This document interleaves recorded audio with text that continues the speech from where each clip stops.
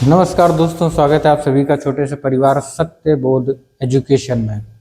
मैं सचिन कुमार यादव यहाँ पर आपको यूपीएसआई के लिए मूल विधि का आज हमारा 5वां लेक्चर है। 4 लेक्चर हमने कंप्लीट कर लिए थे, प्लस 5वें लेक्चर में हमने रिवीजन भी कर लिया था। ठीक है, मैंने कहा था कि रिवीजन साथ साथ में करना बहुत जरूरी है, तो हर चौथे या 5वें लेक्चर के बाद रिवीजन भी हम लोग साथ साथ में करते जाएंगे। ठीक है, देखिए मूल विधि में हम लोग चलते हैं अब आगे।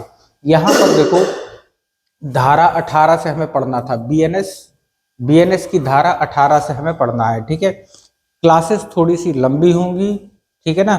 हो सकता है एक एक घंटे में आप 4-4, 5-5 ही धाराएं पढ़ पाओ, लेकिन जैसे जैसे क्लासेस आगे बढ़ेंगी, ठीक है, तो एग्जाम में क्वेश्चन बनने की संभावना काफी ज्यादा आपकी बढ़ जाएगी, क्योंकि जब आप पूरा पढ़ते हो और सही तरीके से पढ़ते हो तो क्वेश्चन आपके जरूर बनते हैं। शॉर्ट में पढ़ाने के लिए मैं भी अलग अलग से धाराएं आपको बता सकता हूं कि फलाना धारा किस चीज की होती है, कौन सी धारा किस चीज की होती है, लेकिन इससे एग्जाम में भी, है ना, आप शॉर्ट ही करके आओगे, पूरे क्वेश्चन आपके नहीं बनेंगे।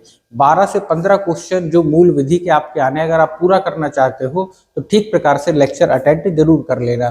ठीक है ना। यहाँ देखो, धारा 18 बीएनएस की धारा 18 जो आईपीसी चलती थी, आईपीसी जो चलती थी उसकी धारा 18 के 80 के बराबर है। किसके? आईपीसी की धारा 80 के बराबर है। तो आईपीसी की धारा आपको याद नहीं रखना है, बीएनएस की धारा 18 हम पढ़ रहे हैं। ठीक है ना। इसमें देखो क्या कहा है, इसमें वर्णित है कि कोई बात अपराध नहीं है जो दुर्घटना से घटित होती है। कहने का मतलब जो बीएनएस की धारा 18 है उसमें कहा गया है कि अगर दुर्घटनावश कोई अपराध होता है तो उसे अपराध की कैटेगरी में नहीं रखा जाएगा। ठीक है ना। होता क्या है कि जैसे अनजाने में अगर कोई अपराध हो जाता है, अनजाने में कोई अपराध हो जाता है तो उसे अपराध की कैटेगरी में नहीं रखा जाएगा। ये हमें कौन बताती है? बीएनएस की धारा 18 हमें बताती है। अब यहाँ देखो, दुर्घटना को परिभाषित किया गया है कि किन किन चीजों को दुर्घटना हम मानेंगे, है ना। अब ऐसा तो है नहीं है कि कोई व्यक्ति आए अपराध करे और बाद में कह दे कि भैया ये दुर्घटना से हो गया, तो न्यायालय क्या उसे ऐसे ही छोड़ देगा? नहीं, प्रॉपर जांच करेगा कि क्या जो दुर्घटना हुई है ये सच में एक दुर्घटना है या सोची समझी एक साजिश है। अगर साबित हो जाता है कि दुर्घटना है तब तो उसे कोई सजा नहीं मिलेगी, लेकिन अगर ये साबित हो जाता है कि दुर्घटना नहीं बल्कि एक सोची समझी साजिश है ना। अगर सोची समझी साजिश है तो सामान्य आशय के अंतर्गत उसे सजा दी जाती है। सामान्य आशय शब्द मैंने बताया था कि सामान्य आशय का मतलब होता है जब कोई आदमी प्लानिंग के साथ कोई काम करता है, कोई अपराध करता है, ठीक है, तो सामान्य आशय के अंतर्गत उसे सजा मिलेगी। ठीक है ना। दुर्घटना एक अच्छा प्रतिरक्षा है, ये क्वेश्चन भी पूछा जा सकता है कि कौन क्या क्या एक अच्छा प्रतिरक्षा है। प्रतिरक्षा का मतलब होता है बचाव। ठीक है, प्रतिरक्षा का मतलब क्या होता है? बचाव। तो दुर्घटना एक अच्छा बचाव है। न्यायालय में अगर आप ये साबित कर देते हैं कि जो आपसे अपराध हुआ है वो दुर्घटना है तो ये एक अच्छा बचाव बन सकता है। तो दुर्घटना एक अच्छी प्रतिरक्षा है, किंतु यह अनेक अपवादों के अधीन है। ठीक है ना। कई सारे अपवाद इसमें शामिल हैं, वरना फिर ये होगा कि हर आदमी केवल यही प्रूफ करने में लग जाएगा कि ये अपराध नहीं किया हमने, केवल एक दुर्घटनावश या अनजाने में किया हुआ कृत्य यानी कि कार्य है। ठीक है। अब देखो, दुर्घटना में जो पहला पॉइंट आता है, कार्य आपराधिक आशय, है ना, या ज्ञान के बिना किया गया हो। आपराधिक आशय या ज्ञान के बिना किया गया हो। कहने का मतलब एक होता है समान आशय, ये मैंने सामान्य आशय लिखा है। ठीक है, सामान्य आशय में क्या करता है? अपराधी दिमाग लगाता है, प्लानिंग करता है, उसके बाद अगर अपराध करता है तो सामान्य आशय के अंतर्गत आता है। समान आशय के अंतर्गत क्या? बिना दिमाग लगाए, ठीक है ना, बिना दिमाग लगाए, बिना प्लानिंग के अगर कोई काम करता है तो समान आशय के अंतर्गत आता है। ठीक है, सजा इसमें भी होती है, लेकिन समान आशय में यदि उसे अपराध का पता नहीं है कि उससे अपराध हो गया है ना, तो इसे उसकी एक गलती माना जाएगा और न्यायालय क्या करेगा? उसे सजा नहीं देगा। ठीक है ना। तो एक पॉइंट हमारा ये हो गया। दूसरा, कार्य विधिपूर्ण प्रकार और विधिपूर्ण साधनों के द्वारा किया गया हो। विधि यानी कि कानून, है ना। कानून के दायरे में रहते हुए अनजाने में अगर कोई अपराध हो जाता है, ठीक है ना, कि हमें कानून का, या तो हमें कानून का ज्ञान ना हो, है ना। मान लीजिए कोई एक ऐसा एरिया है जहां पर गवर्नमेंट ने जाने से पाबंदी लगा रखी है, लेकिन हमें नहीं पता था कि यहाँ पर वो पाबंदी लगी हुई है, और आप उस एरिया में चले जाते हो, ठीक है, तो आपको उस विधि यानी कानून का ज्ञान नहीं था और आप वहां पर पहुंच जाते हो, तो यहाँ पर भी आपको सजा नहीं मिलेगी, ठीक है।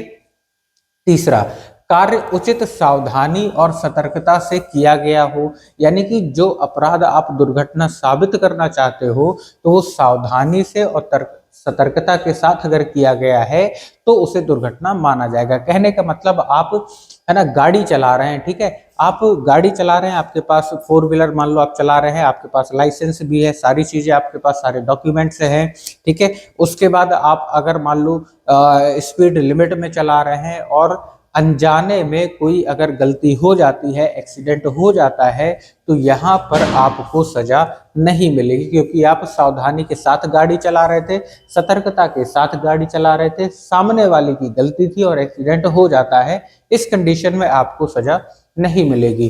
चौथा पॉइंट क्या है, कार्य विधि पूर्ण हो, कार्य जो है विधि पूर्ण, विधि यानी कि कानून, है ना, कार्य जो है कानून के अंतर्गत किया गया हो तो आपको सजा नहीं मिलेगी, ठीक है ना। तो दुर्घटना को परिभाषित करने के लिए कई सारी चीजें, कई सारी कंडीशंस न्यायालय ने रखी हैं, इन्हीं कंडीशन के अंतर्गत अगर आप आते हैं तो वो दुर्घटना मानी जाएगी, अन्यथा फिर उसे, है ना, अन्यथा फिर उसे सामान्य आशय के अंतर्गत फिर सजा सुनाई जा सकती है। तो यहाँ पर आपको याद क्या रखना है, धारा 18, धारा 18 क्या कहती है कि कोई बात अपराध नहीं होगी अगर वो दुर्घटना बस अगर कुछ काम हो जाता है तब, ठीक है।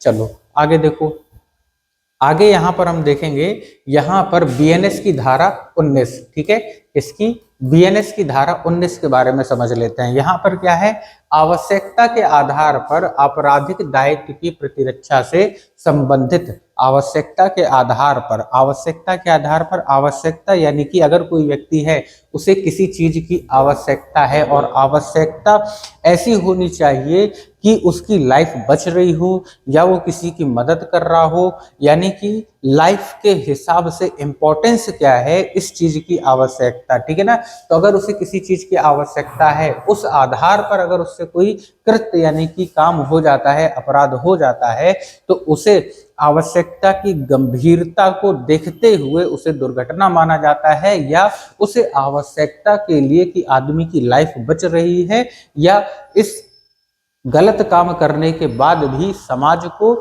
या किसी पर्टिकुलर मनुष्य को कोई क्षति नहीं पहुंच रही है, ये देखते हुए धारा 19 के तहत उसे रखा जाता है और कम से कम सजा उसे दी जाती है, या है ना बिना सजा दिए ही उसे रिलीज कर दिया जाता है, ठीक है ना। तो धारा 19 आप समझ गए होंगे। यहाँ पर देखो एक शब्द पूछा गया था 2021 के पेपर में, जो यूपीएसआई का पेपर हुआ था 2021 में, कानूनी सूक्ति नेसेसिटस पब्लिका एस्ट मेजर क्वाम प्राइवेटा, ठीक है, ये शब्द आपको याद रखना है, इंपॉर्टेंट शब्द है पेपर के लिए, ठीक है ना। कल भी शायद मैंने इस चीज के बारे में बताया था, जो मैंने रिवीजन करवाया था वहां ये शब्द मैंने यूज किया था, है ना, नेसेसिटस पब्लिका एस्ट मेजर क्वाम प्राइवेटा। इसका अर्थ क्या होता है, इसका अर्थ होता है सार्वजनिक आवश्यकता निजी आवश्यकता से अधिक महत्वपूर्ण है, सार्वजनिक आवश्यकता निजी आवश्यकता से अधिक महत्वपूर्ण है, ठीक है।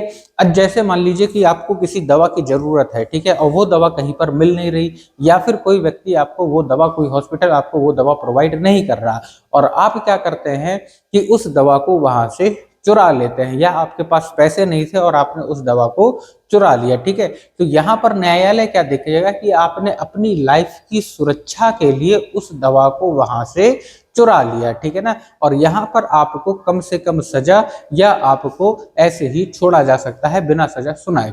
लेकिन मान लीजिए एक ऐसी दवा है जिससे समाज का हित जुड़ा हुआ है और वो वहां पर इकलौती ही दवा बची हुई है जिससे कई सारे लोगों का इलाज हो सकता है, लेकिन आपको भी इलाज की जरूरत थी और आपने उस दवा को वहां से चुरा लिया। अब इससे होगा क्या कि उस दवा की कमी की वजह से बाकी अन्य लोगों की लाइफ पर इफेक्ट पड़ेगा, है ना, अन्य लोगों की लाइफ खतरे में आ जाएगी। आपने वो दवा अपनी लाइफ बचाने के लिए तो, है ना, यूज कर ली, उसे चुरा कर यूज कर ली, लेकिन उसकी वजह से क्या हुआ कि अन्य लोगों के जीवन पर संकट आ गया। तो यहाँ पर यही बताया गया है कि सार्वजनिक आवश्यकता निजी आवश्यकता से ऊपर रहेगी हमेशा, सार्वजनिक आवश्यकता निजी आवश्यकता से हमेशा ऊपर रहेगी। ठीक है, तो क्वेश्चन यहाँ पर दो टाइप के क्वेश्चन बनते हैं आपके। पहला क्वेश्चन क्या बनेगा, पहला क्वेश्चन बनेगा कि जो ये शब्द है नेसेसिटस पब्लिका एस्ट मेजर क्वाम प्राइवेटा किस धारा के अंतर्गत आता है, बीएनएस की किस धारा के अंतर्गत आता है, तो हम क्या बोलेंगे धारा 19 के अंतर्गत आता है। ठीक है, या फिर क्या देगा, इस शब्द का अर्थ पूछेगा। क्वेश्चन दूसरा क्या बोलेगा, इस शब्द का अर्थ पूछेगा। ठीक है, तो अर्थ पहले पूछ चुका है, तो हो सकता है इस बार धारा आपसे पूछ ली जाए। यहीं पर आप देखोगे नीचे आर बनाम डडले एंड स्टीफन का वाद, आर बनाम डडले एंड स्टीफन का विवाद। ठीक है, जो ये वाद था ये भी आपके लिए इंपॉर्टेंट होने वाला है, क्योंकि वाद अक्सर पेपर में देखने को मिलते हैं, पूछा जाते हैं पेपर में। ठीक है ना, तो ये किसका बना है, आर बनाम डडले एंड स्टीफन का वाद। वाद मतलब होता है जब आप न्यायालय में, जो वकील होते हैं न्यायालय में किसी केस को लेकर जाते हैं और किसी एक पर्टिकुलर सब्जेक्ट या किसी एक पर्टिकुलर शब्द लॉ में जो बीएनएस में जो मौजूद है उसके ऊपर जब चर्चा करते हैं और न्यायालय के थ्रू उसका एक डेफिनेशन सामने आती है, तो इस पूरे वाद को, चर्चा को हम क्या बोलते हैं, वाद बोलते हैं। ठीक है ना, तो आर बनाम डडले एंड स्टीफन का ये वाद है और आवश्यकता के आधार पर प्रतिरक्षा के इसी साधारण अपवाद से संबंधित है। यानी कि ये जो पॉइंट है, ये आर्टिकल, ये धारा जो है धारा 19 से ही संबंधित है, इसकी डेफिनेशन इसी वाद के चलते ही निकली थी। ये आपको ध्यान रखना है कि धारा 19 की डेफिनेशन किस वाद के चलते निकली थी, तो इसी, है ना, आर बनाम डडले एंड स्टीफन के वाद के चलते निकली थी। ठीक है, ये आपको इतना ध्यान रखना है। ठीक है, चलिए आगे चलते हैं। आगे देखोगे आप यहाँ पर अब हम देखेंगे बीएनएस की धारा 20। ठीक है, बीएनएस की धारा 20। ठीक है, बीएनएस की धारा 20 क्या कहती है, बीएनएस की धारा 20 कहती है वो अपराध अपराध नहीं कहलाया जाएगा जो 7 वर्ष से कम आयु के बालक या बालिका के द्वारा किया गया हो। ठीक है ना, अंतर्गत कोई बात अपराध नहीं है जो 7 वर्ष से कम आयु के बालक द्वारा की जाती है। आपको ध्यान रखना है, इंपॉर्टेंट क्वेश्चन है, आईपीसी से कई बार इस पर क्वेश्चन बन चुके हैं, 5 स्टार क्वेश्चन इसमें रख लेना, इंपॉर्टेंट क्वेश्चन है। ठीक है, क्या है, धारा 20। ठीक है, बीएनएस की धारा 20 क्या कहती है कि कोई अपराध अपराध नहीं कहलाएगा यदि उस अपराध को करने वाला कौन है, 7 वर्ष से छोटा बालक है। ठीक है ना, 7 वर्ष से छोटा बालक है। अब यहाँ पर बालक का मतलब केवल, है ना, केवल लड़कों से नहीं है, 7 वर्ष से छोटे चाहे बालक हो या बालिका, दोनों के लिए ही बालक शब्द यूज किया गया है, आपको ध्यान रखना है। ठीक है, 7 वर्ष के शिशु को भी सभी आपराधिक दायित्व से मुक्त किया गया है, 7 वर्ष के शिशु को भी सभी आपराधिक दायित्व से मुक्त किया गया है। तो चाहे ये लाइन आ जाए या फिर ये लाइन आ जाए, दोनों लाइनें किसके अंतर्गत आएंगी, ये धारा 20 के अंतर्गत ही आएंगी आपकी। ठीक है, अब उसके बाद देखो यहाँ पर बीएनएस की धारा 21। ठीक है, कौन सी, बीएनएस की धारा 21 के अंतर्गत 7 वर्ष से ऊपर किंतु 12 वर्ष से कम आयु के अपरिपक्व समझ वाले शिशु को आपराधिक दायित्व से उन्मुक्त प्राप्त है, किंतु परिपक्व समझ वाले शिशु दायित्व के अधीन आते हैं। ठीक है, कहने का मतलब क्या है, धारा 20 में दोनों धाराओं को एक साथ लेकर चलना है आपको। ठीक है, दोनों धाराओं को एक साथ लेकर चलना है, एक तो है धारा 20 और दूसरी है धारा 21। ठीक है, 20 में क्या है, 20 में है कि अगर 7 वर्ष से कम आयु के बालक हैं, 7 वर्ष से कम आयु के बालक हैं, तो उन्हें अपराध से मुक्त रखा गया है। ठीक है, लेकिन 7 से 12 वर्ष की आयु के जो बालक हैं इनके लिए 2 कंडीशन है। धारा 21 में 7 से 12 वर्ष के बालकों के लिए 2 कंडीशन रखी हुई हैं। पहली कंडीशन क्या है, पहली कंडीशन ये है कि बालक अपरिपक्व है, बालक अपरिपक्व है। अपरिपक्व का मतलब क्या हो गया, बालक कैसा है, अपरिपक्व। ठीक है, अपरिपक्व का मतलब क्या है, उसे किसी भी चीज की, कोई भी कायदे कानून की क्या अपराध है क्या अपराध नहीं है इसकी समझ उसे नहीं है। ठीक है ना, अपरिपक्व है। तब फिर उसे सजा नहीं मिलेगी। लेकिन अगर बालक परिपक्व है, बालक परिपक्व है, बालक अच्छा बुरा जानता है ना, 7 से 12 वर्ष का बालक अगर अपरिपक्व है, कुछ नहीं जानता, ना कायदा कानून क्या अपराध है क्या अपराध नहीं है, तो उसे सजा नहीं मिलेगी। लेकिन अगर वो अच्छा बुरा जानता है ना, यानी परिपक्व है, तब फिर वो सजा के अंतर्गत आ जाएगा और उसे बाल सुधार गृह, कहाँ, बाल सुधार गृह, बाल सुधार गृह भेज दिया जाता है। ठीक है ना, जेल नहीं डाला जाता, जेल में नहीं डाला जाता, बाल सुधार गृह ही इनके लिए अलग से बनाए गए हैं सरकार के द्वारा। ठीक है, आपको ध्यान रखना है, धारा 21 में 2 कैटेगरी आ जाती हैं, है ना, 7 से 12 वर्ष की आयु में 2 कैटेगरी आ जाती हैं कि जिन्हें, जो अपरिपक्व हैं, जो किसी चीज को नहीं जानते, नहीं समझते कि क्या अपराध है क्या अपराध नहीं है, उन्हें तो सजा से मुक्त रखा गया है। लेकिन जो परिपक्व हैं, जो ये जानते हैं कि क्या सही है क्या गलत है, क्या अपराध है क्या अपराध नहीं है, तो उनके लिए सजा का प्रावधान है ना, और उन्हें बाल सुधार गृह में भेजा जा सकता है। ठीक है, क्लियर है। चलो आगे देखो, अब 20 और 21 समझ में आ गए होंगे। ठीक है, अब यहाँ पर देखो, अब पढ़ेंगे हम लोग यहाँ पर धारा 21 के बारे में, 22 के बारे में। ठीक है, बीएनएस की धारा 22 के बारे में, है ना। यहाँ पर कहता है विकृत चित्त व्यक्ति के कार्य के बारे में प्रावधान है जो भारत के दंड संहिता की धारा 84 के बराबर है, यानी आईपीसी की धारा 84 के बराबर है। यानी अगर हम कहें बीएनएस की धारा 22 हो, बराबर है किसके, आईपीसी की धारा 84 के बराबर है। ठीक है, तो बीएनएस की धारा 22 क्या कहती है कि विकृत चित्त व्यक्ति का मतलब क्या हो गया, चित्त यानी कि मन, विकृत यानी कि खंडित, यानी कि है ना टूटा हुआ, या मान के चलिए आप यहाँ पर कि जो दिमागी तौर पर कमजोर लोग हैं उनकी बात हो रही है। विकृत चित्त का मतलब जो दिमागी तौर पर कमजोर लोग हैं या पागल लोग हैं, ठीक है, उनकी बात हो रही है। अगर उनसे कोई अपराध हो जाता है तो उन्हें भी सजा ना देने का प्रावधान है। ठीक है, उन्हें भी सजा ना देने का प्रावधान है।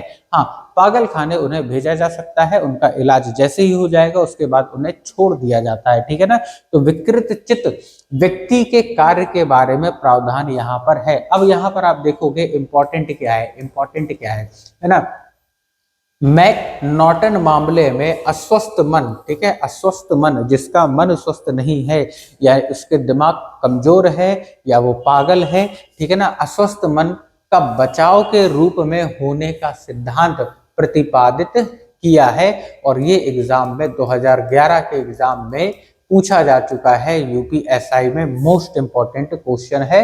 मोस्ट इंपॉर्टेंट यहाँ पर आपको लगा लेना है कि किसने कहा था, मैकनॉटन। ठीक है, मैकनॉटन के मामले में अस्वस्थ मन का बचाव के रूप में यूज किया गया है और इसी को न्यायालय मान के चलती है। ठीक है, यहाँ पर ये बात क्लियर हो गई होगी। मैकनॉटवाद विकृत चित्त के आधार पर बचाव संबंधी सिद्धांत प्रतिपादित करता है। क्वेश्चन यहाँ पर क्या बनता है, क्वेश्चन यहाँ पर बनेगा कि कौन सा वाद विकृत चित्त मन के आधार पर बचाव संबंधी सिद्धांत प्रतिपादित करता है, तो मैकनॉटन वाद। ठीक है, क्या लगाओगे आप, मैकनॉटन वाद लगा दोगे आप। क्लियर है। चलो, तो धारा 22 भी आपकी क्लियर हो गई। ठीक है ना, अब देखो आगे क्या है, यहाँ पर बीएनएस की धारा 23 में अनैच्छिक का मतलब होता है अपनी इच्छा के विरुद्ध। ठीक है ना, अनैच्छिक यानी अपनी इच्छा के विरुद्ध मतता के आधार पर आपराधिक दायित्व से प्रतिरक्षा यानी कि बचाव का प्रावधान करती है। तो यहाँ पर ये भी इम्पोर्टेंट है, ये भी पहले पूछा जा चुका है यूपीएसआई के पेपर में। तो धारा 23 क्या कहती है, धारा 23 कहती है कि अगर आपने अनैच्छिक मन से, यानी किसी ने आपको मजबूर किया कोई काम करने के लिए और आपने वो काम किया लेकिन वो अपराध था, तो ऐसी कंडीशन में आपको कुछ मामूली सजा या जुर्माने के साथ आपको, या बिना किसी जुर्माने के, बिना किसी सजा के भी छोड़ा जा सकता है। यानी एक ये अच्छा बचाव है। ठीक है, कब, जब अनैच्छिक रूप से आपसे किसी ने कोई काम करवाया हो या आपने कोई काम किया हो आपकी इच्छा के विरुद्ध जाकर, ठीक है ना, आपका मन नहीं था लेकिन दूसरे के कहने पर, है ना, दूसरे के भड़काने पर आपसे वो काम करवाया, ठीक है ना। जैसे अगर मान लो किसी ने आपके परिवार वाले को किडनैप कर दिया और आपसे बोला कि जाके फलाने का मर्डर करके आओ या जाके इस फलाने को पीट कर आओ, तब हम जाके तुम्हारे परिवार वाले को छोड़ेंगे, ठीक है। तो वो क्या करेगा, बेचारा फंस गया वो, ठीक है, तो वो जाके वो क्राइम करेगा। और इस कंडीशन में, है ना, इस कंडीशन में जैसे ही प्रूफ हो जाता है कि उसने अपनी इच्छा के विरुद्ध जाकर ये क्राइम किया, यानी अनैच्छिक रूप से क्राइम किया, उससे किसी ने काम करवाया, तो धारा 23 के अंतर्गत उसे छूट मिल जाएगी और उसे क्या कोई भी सजा नहीं होगी, ठीक है। चलो आगे देखो, धारा 24, धारा 24 क्या कहती है, बीएनएस की धारा 24, बीएनएस की धारा क्या कहती है, यहाँ कहती है स्वैच्छिक मतता से संबंधित अर्थात अपनी इच्छा से मत होकर अपराध करना बचाव नहीं है। तो धारा 23 कहती थी कि अस्वैच्छिक यानी कि अनैच्छिक यानी अपनी इच्छा के विरुद्ध जाकर अगर करते हो तब तो बचाव है, लेकिन स्वैच्छिक यानी अपनी मर्जी से अगर कुछ करते हो तब फिर आपको सजा मिलनी तय है, ठीक है ना। तो धारा 23 और धारा 24 दोनों चीजें ऑलमोस्ट सेम है। ये बताती है अनैच्छिक और ये बताती है ना, ये बताती है ऐच्छिक, ठीक है ना, या फिर स्वैच्छिक, ठीक है। अगर आप अनैच्छिक तरीके से कोई काम करते हो, जबरदस्ती आपसे कोई काम करवाया जाता है, तो आप धारा 23 के तहत आप बच सकते हैं। लेकिन अगर आप मर्जी से कोई काम करते हैं, कोई अपराध करते हैं, अपनी इच्छा से कोई काम करते हैं स्वैच्छिक तरीके से, है ना, तो धारा 24 के अंतर्गत कहा गया है कि आपको दंड मिलेगा, ठीक है। चलिए अब देखो धारा 25, धारा 25 क्या कहती है, रोमन विधि शास्त्र के प्रसिद्ध सूत्र वालेंटी, है ना, नॉन फिट इंजूरिया पर आधारित है, जिसका अर्थ होता है स्वैच्छिक कार्य अपकृत नहीं है। यहाँ पर ये चीज मोस्ट इंपॉर्टेंट है, मोस्ट इंपॉर्टेंट है। 5 स्टार क्वेश्चन इस पर लगा लेना, 5 स्टार इस पर लगा लेना, इंपॉर्टेंट क्वेश्चन यहाँ से बनता है। क्या बनता है, ये शब्द आपको याद रखना है। कौन सा शब्द, रोमन विधि शास्त्र के प्रसिद्ध सूत्र, कौन सा सूत्र, वालेंटी नॉन फिट इंजूरिया, वालेंटी नॉन फिट इंजूरिया। इसका मतलब क्या होता है, इसका अर्थ होता है स्वैच्छिक कार्य अपकृत नहीं है, अपकृत यानी कि माफ करने लायक नहीं है, ठीक है। तो अगर आप स्वैच्छिक यानी अपनी इच्छा से कोई कार्य करते हैं तो वो माफ करने के लिए नहीं है, आपको उसमें सजा मिलेगी, ठीक है। तो ये कहाँ पर वर्णित है, तो वॉलेंटी नॉन फिट इंजूरिया में वर्णित है। क्या है ये, रोमन विधि शास्त्र का प्रसिद्ध सूत्र है, रोमन विधि शास्त्र का प्रसिद्ध सूत्र है, आपको ध्यान रखना है, क्वेश्चन इसमें से बनता है, ठीक है ना। तो धारा 25 जो है धारा 24 को इंडिकेट करती है, धारा 25 जो है धारा 24 को इंडिकेट करती है, बट ठीक है ना, यहाँ पर आपको ध्यान रखना धारा 24 में भी स्वैच्छिक यानी अपनी इच्छा से अगर करते हो तो दंड मिलेगा। धारा 25 में उसी को विस्तार से बताया गया है कि ये हमने कहाँ से लिया है, तो रोमन विधि शास्त्र से लिया गया है। उसमें एक कथन है, सूत्र है वॉलेंटी नॉन फिट इंजूरिया, जिसका अर्थ होता है अगर इच्छा से काम करते हो, इच्छा से अपराध करते हो तो वो कृत्य क्षमा योग्य नहीं है। क्लियर है। चलो आगे देखो, आगे देखोगे तो यहाँ पर है, यहां पर अब देखोगे बीएनएस की धारा 25, तो बीएनएस की धारा 25 हमने करी ली थी, यहां पर थोड़ा सा विस्तार में और देखो, में सम्मित से किया गया कार्य, यानी कि सम्मित यानी अपनी इच्छा से, है ना, अपनी इच्छा से किया गया कार्य जिससे मृत्यु या घोर उपहति कारित करने का आशय ना हो और ना उसकी संभाव्यता का ज्ञात हो के बारे में उपबंध है, तो है ना, दंड संहिता की धारा 87 के समान है। उसी को विस्तार से बताया गया है, तो आपको इतना याद नहीं रखना है, जो मैंने 25 के बारे में बता दिया वही आपको याद रखना है, ठीक है। धारा 32, ठीक है, बीएनएस की धारा 32, बीएनएस की धारा 32, वह कार्य जिसको करने हेतु कोई व्यक्ति, है ना, धमकियों द्वारा विवश किया गया हो, ठीक है, धमकी देकर उसे विवश किया गया हो, है ना, के बारे में प्रावधान है जो भारतीय दंड संहिता 94 के समान है। ठीक है, तो आईपीसी हम पढ़ नहीं रहे, तो आईपीसी की धारा याद करने की जरूरत नहीं है। आपको क्या याद रखना है, बीएनएस की धारा 32, और 32 ये कहती है कि अगर किसी ने धमकी देकर आपसे कोई काम करवाया है, उसके बारे में वर्णन है किसमें, है ना, बीएनएस की धारा 32 में। धमकी देकर करवाया गया है। ठीक है, कि आपका कोई उसने मतलब ऐसी चीज उसके पास है जो आपको ब्लैकमेल कर पाए, चाहे आपकी कोई प्राइवेट फोटो है, वीडियो हो, या आपके परिवार वालों को कोई थ्रेट हो, और जबरदस्ती आपसे वो काम वो करवाए कि ऐसा करो वरना हम ये कर देंगे। ठीक है ना, तो ये धमकी देकर अगर किसी से कोई काम करवाया जाता है, आपसे कोई काम करवाया जाता है, तो आप जो है धारा 32 का यूज करके कम से कम आपको सजा मिलेगी, या न्यायालय से छूट सकते हैं बिना किसी सजा के। ठीक है, अब देखो धारा 33। ठीक है, बीएनएस की धारा 33। बीएनएस की धारा 33 में क्या है, में तुच्छ अपहानि कारित करने वाले कार्य के बारे में उपबंध है ना। तुच्छ अपहानि, तुच्छ मतलब होता है बिल्कुल एकदम छोटा, बहुत कम आपराधिक। ठीक है ना, तो बहुत कम अपहानि यानी कि हानि करने वाला, कारित यानी करने वाले कार्य के बारे में उपबंध है। तो धारा जो 33 है बीएनएस की, वो क्या कहती है, अगर आपने बिल्कुल छोटा मोटा कोई क्राइम किया है, ठीक है, तो वहां पर भी आपसे हल्का फुल्का थोड़ा बहुत जुर्माना लेकर आपको छोड़ा जा सकता है।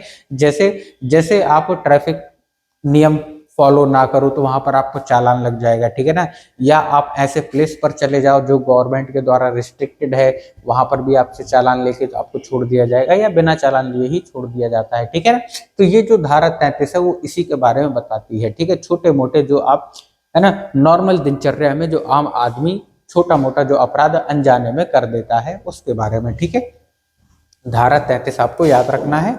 अब देखो यहाँ पर आगे चलते हैं, यहाँ पर बात करते हैं धारा 34 से 44 तक। बीएनएस की धारा जो है 34 से 44 तक में व्यक्ति के शरीर तथा संपत्ति संबंधी प्रतिरक्षा के अधिकार का वर्णन किया गया है।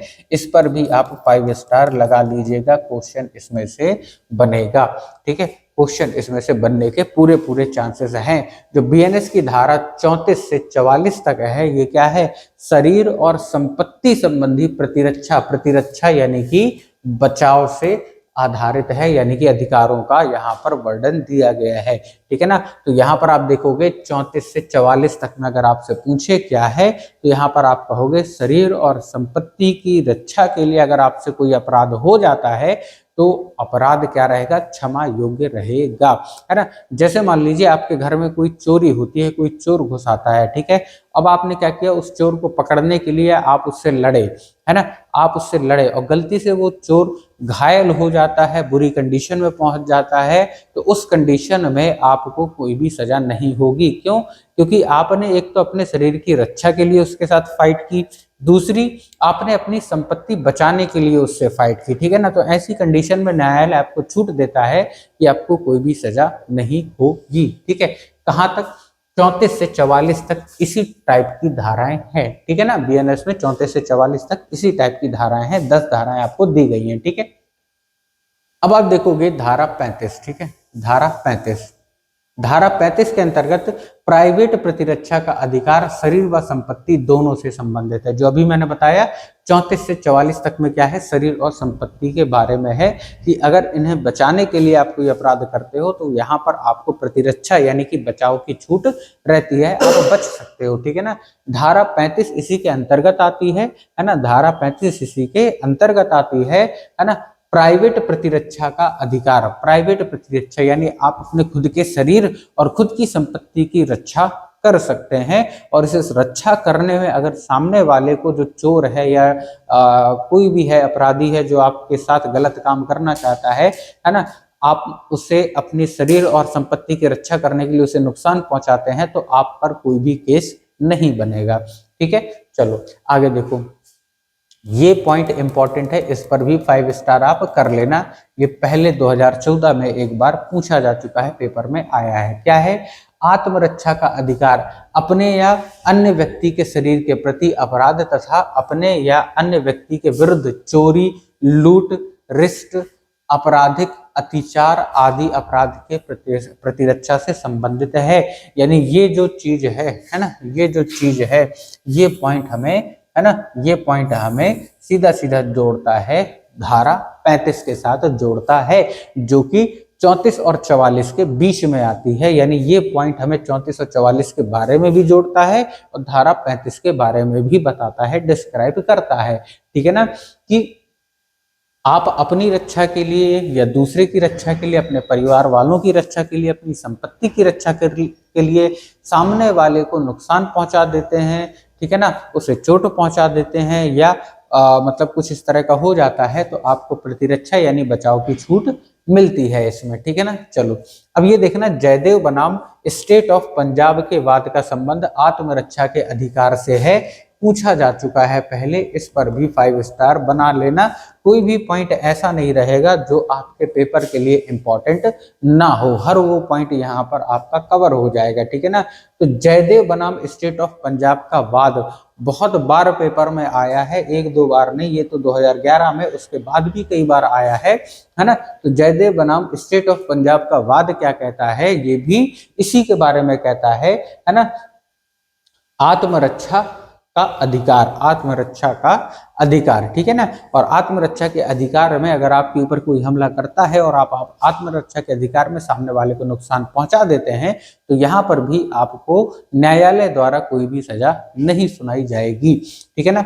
अब देखो यहाँ पर ये एक बात पूछी गई थी पेपर में ही कि राम गुस्से में श्याम को मारने का प्रयत्न करता है, श्याम को ऐसी स्थिति में प्राइवेट प्रतिरक्षा का अधिकार भारतीय दंड संहिता, पहले तो लिख के आया था भारतीय दंड संहिता, अब क्या लिख के आएगा, भारतीय न्याय संहिता की धारा, है ना, न्याय संहिता की धारा 35 के तहत प्राप्त होता है। तो आपसे ये धारा पूछेगा, वहां आपको लगाना पड़ेगा कि किस धारा के अंतर्गत आपको, है ना, किस धारा के अंतर्गत आपको प्रतिरक्षा प्राप्त है, सेल्फ डिफेंस की प्रतिरक्षा प्राप्त है। तो बीएनएस की धारा 35 के तहत आप सेल्फ डिफेंस कर सकते हो और इस पर आपको कोई सजा नहीं मिलेगी। तो इस टाइप से भी क्वेश्चन आ सकते हैं, ये पहले आ चुका है 2014 के पेपर में, है ना, 2014 के पेपर में आ चुका है। तो इस टाइप से एग्जाम्पल के फॉर्म में भी आपसे क्वेश्चन पूछे जाते हैं। ठीक है।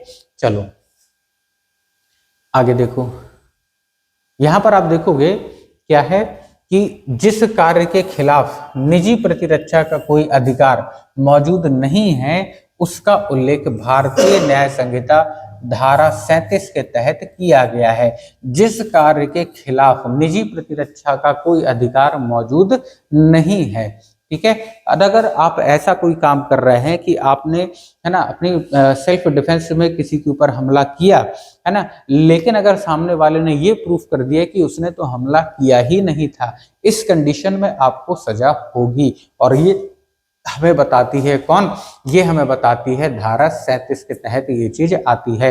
लोक सेवक द्वारा किए गए कार्य में आत्मरक्षा का अधिकार उपलब्ध नहीं होता है, ये चीज भी इसी में आती है 37 में। मोस्ट इंपॉर्टेंट पॉइंट यहां पर भी यह पूछा जाता है, लोक सेवक द्वारा किया गया काम, यानी कोई सरकारी नौकर है, जैसे आप, है ना, एसआई का पेपर देंगे, कल को एसआई बन जाते हैं, तो अगर उस टाइम पर आपकी कहीं ड्यूटी लगती है और उस ड्यूटी को अंजाम देते समय अगर आप गलती से भी किसी को चोट पहुंचा देते हैं, या भीड़ में अगर आप हैं और भीड़ के बीच में भीड़ बेकाबू हो जाती है और भीड़ आपके ऊपर, है ना, कुछ भी छोटा मोटा करने की कोशिश करती है, आप पत्थरबाजी करती है या मारने का प्रयास करती है, और आप बचाव में सामने वाले को अगर पीटते हैं, मारते हैं, तो यहाँ पर बिना किसी ऊपर के आदेश, मतलब जब तक ऊपर से आदेश नहीं आएगा तब तक आपको खाली क्या करना है, अपना बचाव करना है, सामने वाले को कोई भी चोट नहीं पहुंचानी है। ठीक है ना। तो जो लोक सेवक हैं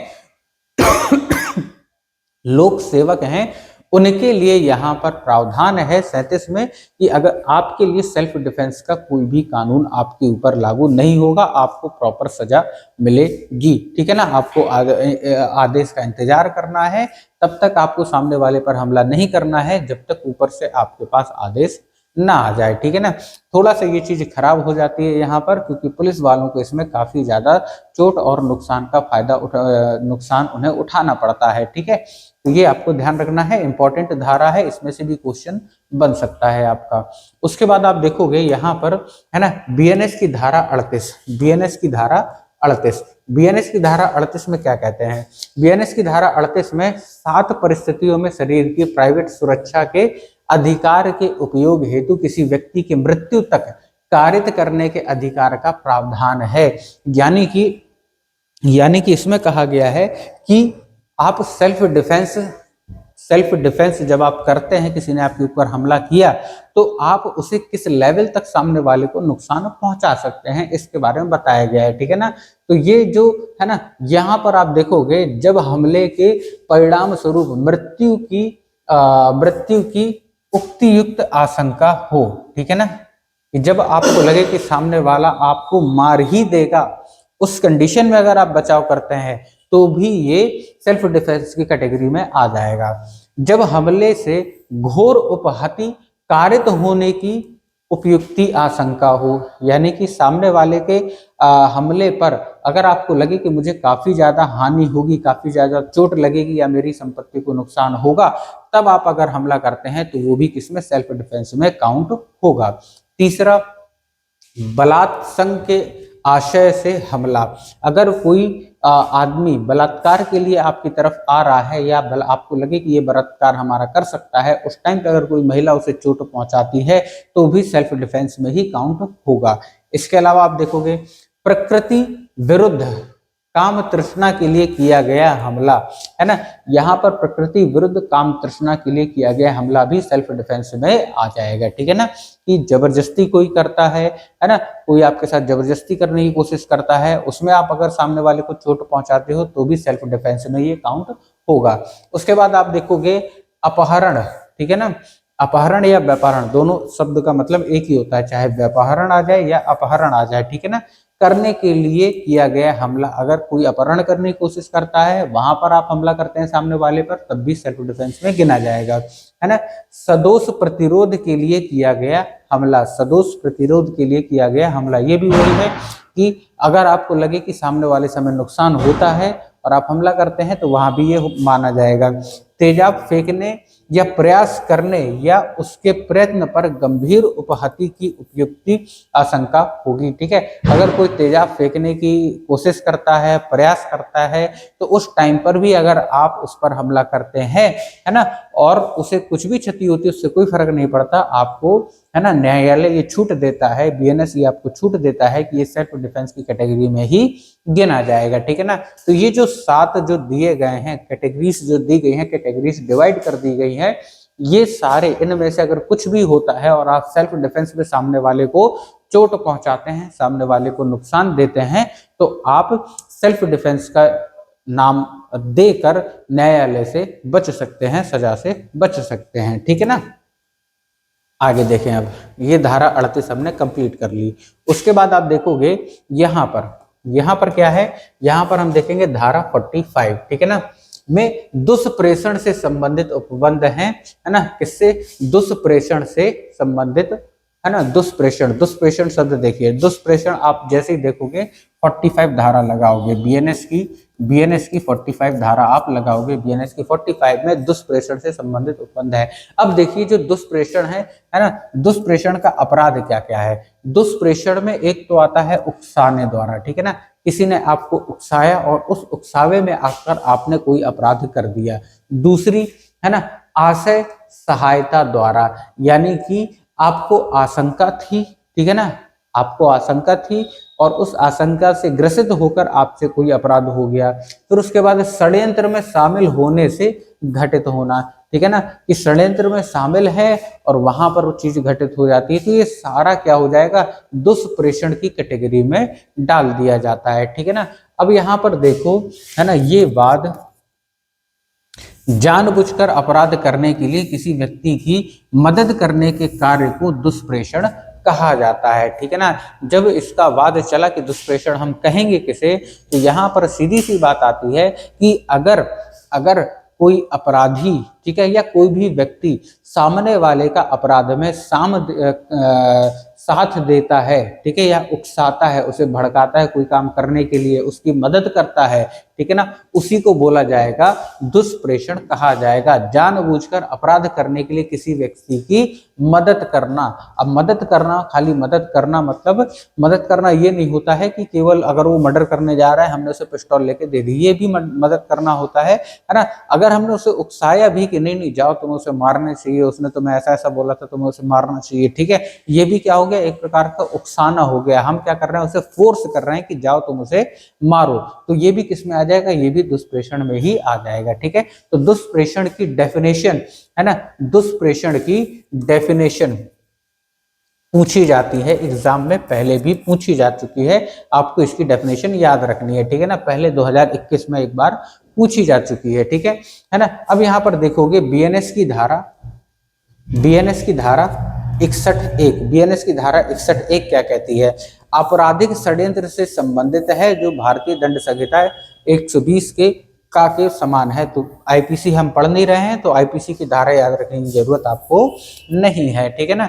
तो 61 है ना, 61(1) क्या कहती है, आपराधिक षड्यंत्र से संबंधित जानकारी देती है कि अगर आप किसी अपराध के षड्यंत्र में शामिल हैं तो आपको सजा होगी, है ना। तो आपराधिक षड्यंत्र किस में आता है, तो बीएनएस की धारा 61(1) में आता है, 61(1) में आता है, ध्यान रखिएगा।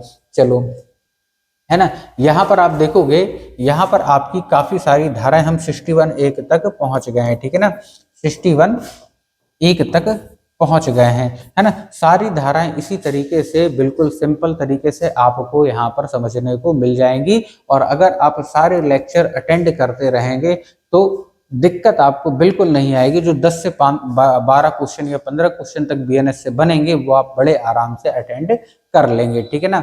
मैंने पहले ही बोला है लेक्चर हो सकता है थोड़ा सा लंबा हो, लेकिन आराम आराम से आप सुनोगे, सारी चीजें कवर कर लो, क्योंकि अभी हमारे पास टाइम भी है, तो 10 से 12 नंबर आपके कहीं भी नहीं जाएंगे। चलिए मिलते हैं अगली क्लास में, तब तक के लिए धन्यवाद।